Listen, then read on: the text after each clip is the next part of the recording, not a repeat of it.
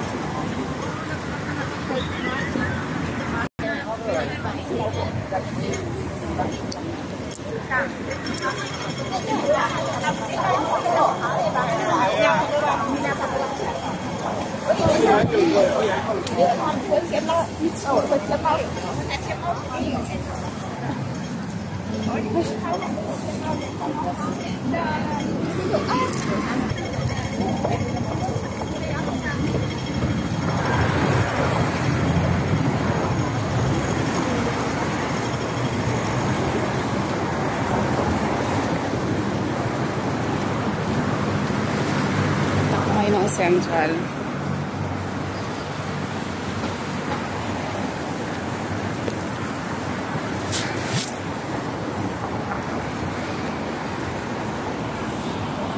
Yan, dyan malalaman yung anong oras darating sa sasakyan mo. Dyan mo titingnan.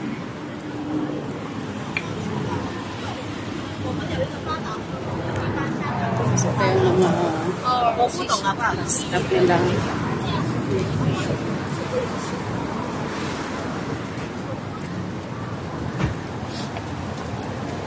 Ito simbahan din to kaso kumbaga sa sa Pilipinas Katoliko Diretso.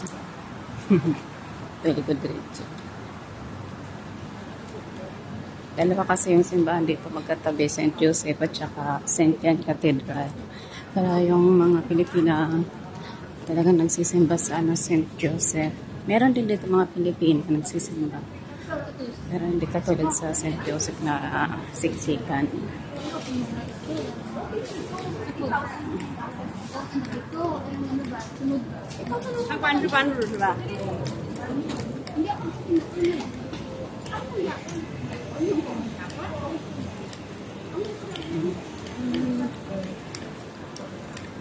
Ayan.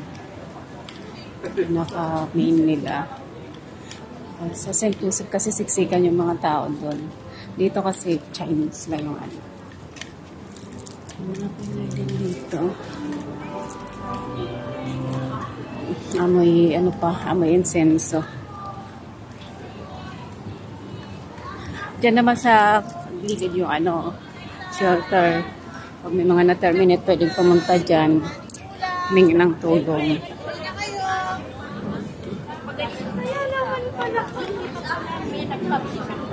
Dahil mga tambay dito.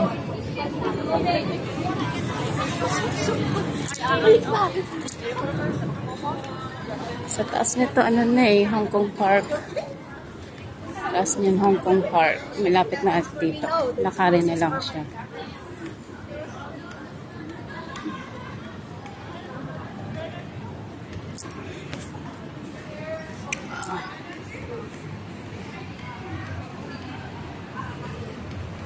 Video ko kasi tinitingnan ko pa ilang minuto yung lakad ko mula sa St. Joseph to Worldwide sa Central. Na siya, 4 minutes na.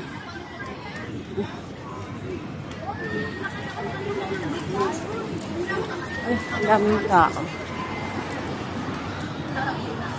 Ayan. Sa mga kunyang mga kabayan natin walang mapagpahingahan sa ilalim ng building. Ganito ang buhay sa Hong Kong. Ayan doon lang natambay. Ano yan?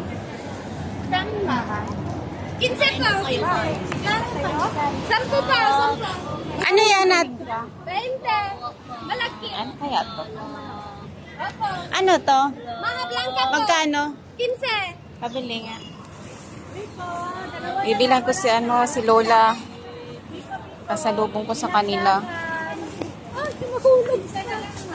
Mahilog pa.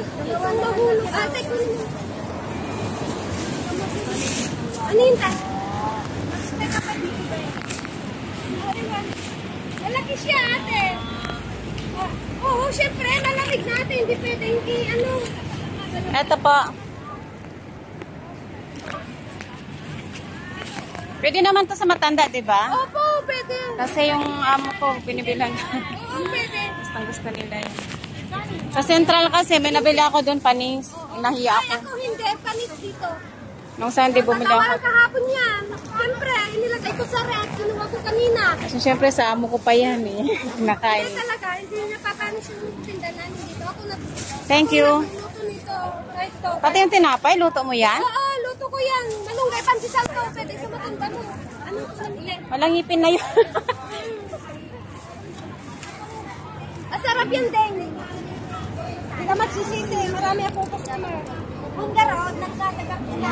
Kaya next time na lang yung mahal na lang kasi. Thank you, ate. Pandesal kayo dyan. Minsan kasi doon sa Central, mga panis yung paninda nila.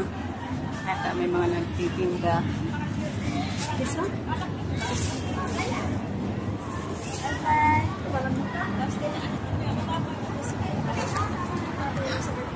Pati mga i-check nagtitinda na rin dito kasi alam nila mga panipiinan na nagsisimba.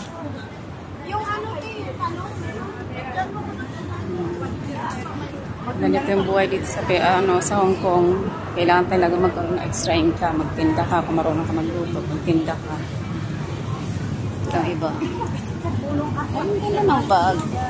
You check lah. This finish. Just one cup of this.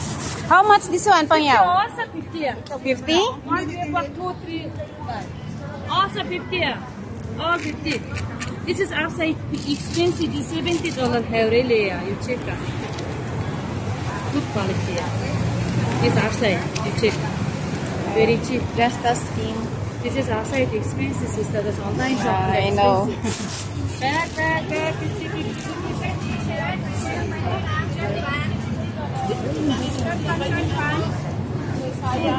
Short pant, t-shirt. Sa sweldo ko na lang ako bibili. Ito pa lang ba?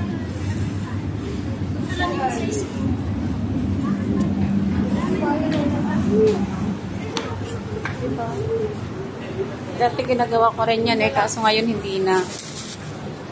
Dati nagtitinda-tinda ako. Ngayon hindi na kasi tanghali na ako pag nalabas. Tapos sobrang pagod kasi bagang umuwi sa bahay. Binigay ko ng mahal lang kasi si Pongpong at saka si Grandma. $15 na sa na yan I think 190 pesos. Dito lang siya kaliit. 190 pesos na sa peso. Pero okay lang.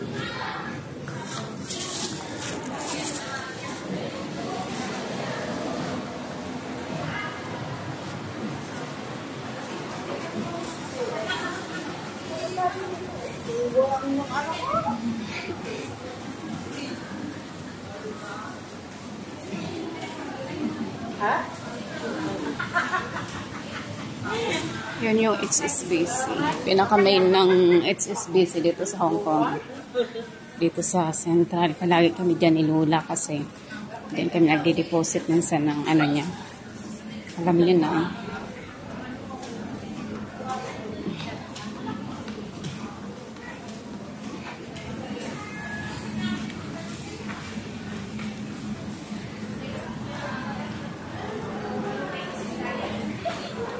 Walang katao-tao. Bakit kaya?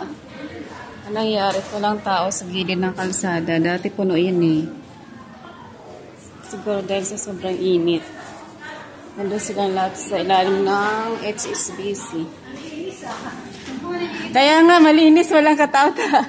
Bakit kaya? Nandun silang lahat sa HSBC. Dati puno yan dito, di ba? Baka pinagbawal.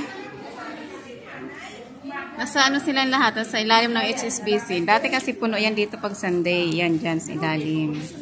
Ngayon ang linis. Ano kayang nangyari? Ay, nagbiyahe yung tram. Hindi, may biyahe yung tram eh. Dati sinasara nila, di ba?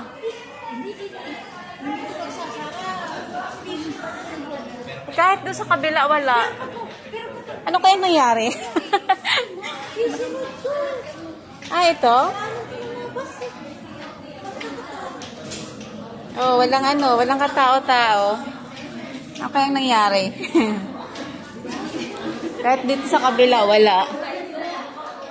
Katakam kasi dati pagka Sunday, ano yan, sinasara nila. Pero ngayon, ayan o.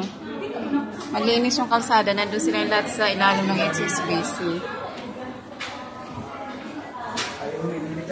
So, dito na ako sa may, papuntang worldwide.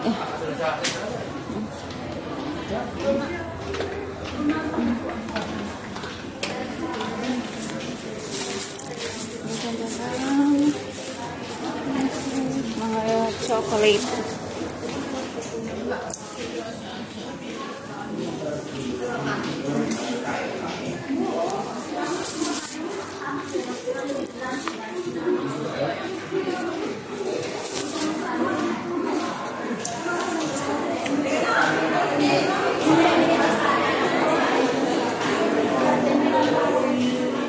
Mga diamond.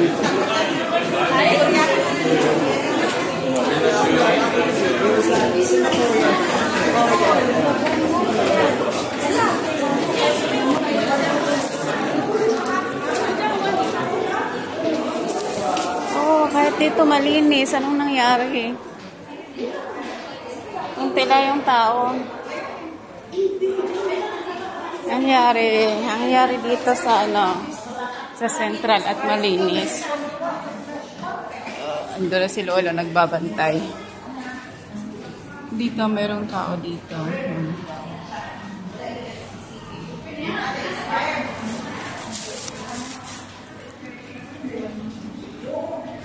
Yan, ganyan pag holiday dito, diyan lang sa kalsada nagpapahinga. Isa mag-rent ka ng bahay, napakamahal.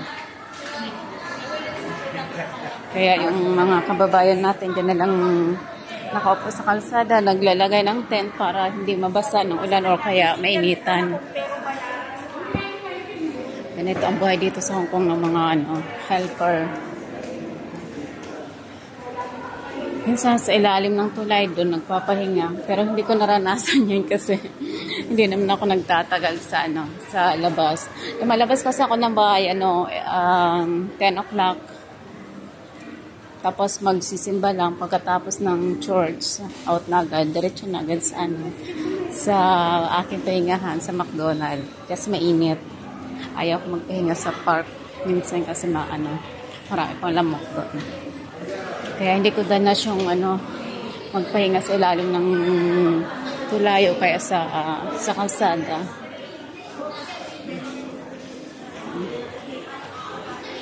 Ayan. Ayan o.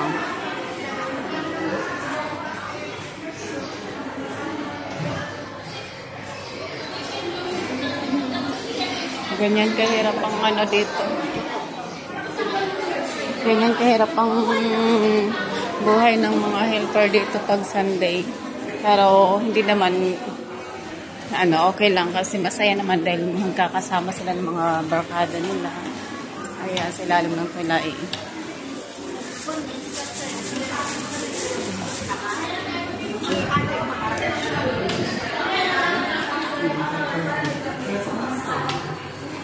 Ayan gumagawa sila ng tent para hindi mainit. Nasa akin na kasi ng gitna ng kalsada. Gusto magpahinga, may tent na dala. Para pag mga weekdays, nandiyan yung mga bus. Pag Sunday lang yan kinoklose ng Hong Kong government para sa mga helper, makapagpahinga.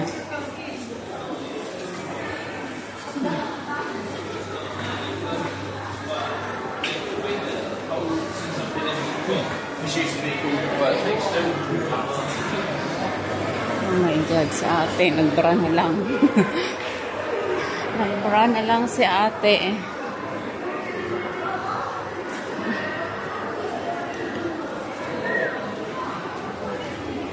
Saan ba yung ano dito? Yung papuntang Central.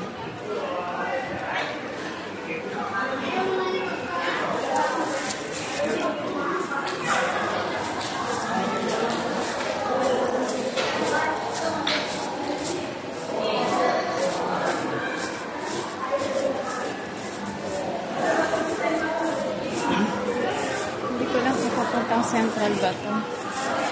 Ay, ano, papuntang worldwide.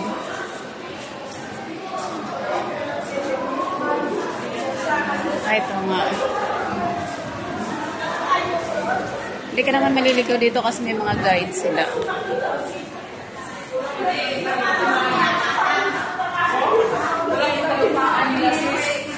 Kaya maraming tao na